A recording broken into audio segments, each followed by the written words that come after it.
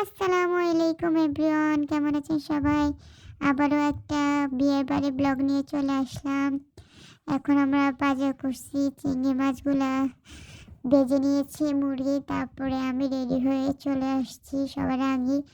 আমি রেডি হয়েছি, এখন রেডি হয়ে ভিডিও করতেছি। তারপর আমি সবার জন্য শরবত বানিয়েছি। এখন মেহমানদেরকে সবাইকে শরবত দেব। তারপর আমি চলে গেলাম কী কী রান্না হয়েছে এগুলো দেখতে। আমাদের গেরিলা বাহিনী সবগুলো রেডি হয়ে গিয়েছে।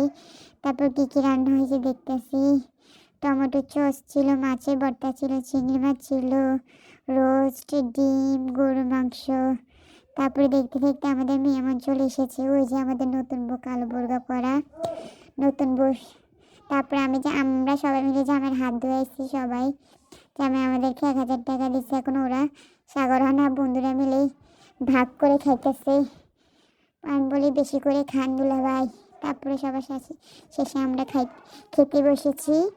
আমি রোস্টটা দিয়ে প্রথমে একটু ট্রাই করছি। রোস্টটা অনেক মজা হয়েছে, অনেক সফট ছিল।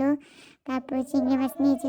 চিংড়ি মাছে এত এত তেল তেলে এত মজা ছিল যা বলা বাইরে। গরুর মাংসটা অনেক সফট ছিল, মুখে দেওয়ার সাথে সাথে গলে অনেক মজা হয়েছে গরুর মাংসটা। তারপর সবার শেষে মেহমানরা চলে এসেছে। ওদেরকে দাওয়াত না দিলে ওরা চলে আসে কীভাবে জানি, ওরা জানে। ওরা 80 টাকা দাবি করতেছে অনেকগুলা। তারপর আমি বললাম আমাদের মেয়ের তো বিয়ে 6-7 বছর আগে হয়েছে, ওদের লাভ ম্যারেজ ছিল, ফ্যামিলি মেনে নেয় নাই। এখন জামাই বিদেশ থেকে আসছে, মেনে নিয়েছে। সবাই আমার বোনটার জন্য দোয়া করবেন, আল্লাহ যেন ওকে সুখে শান্তিতে সংসার করার একটু দেয়। টাটা, আল্লাহ হাফেজ। প্লিজ সবাই লাইক কমেন্ট শেয়ার করবেন।